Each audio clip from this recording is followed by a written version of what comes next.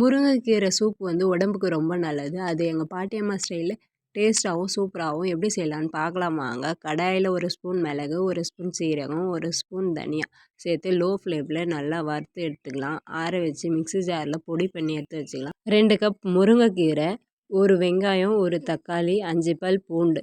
2 cup முருங்கைக்கீரைக்கு 500 ml தண்ணி ஊற்றிக்கலாம். உப்பு தேவையான அளவு 1/4 ஸ்பூன் மஞ்சத்தூள் சேர்த்துக்கலாம். 7 நிமிஷம் போல் நல்லா சலசலன்னு கொதிக்கட்டும். கொதித்தோடனே இப்போ அரைச்சி வச்சுக்கிற பொடியை சேர்த்துக்கலாம். சேர்த்து 1 நிமிஷம் நல்லா கொதித்தோடனே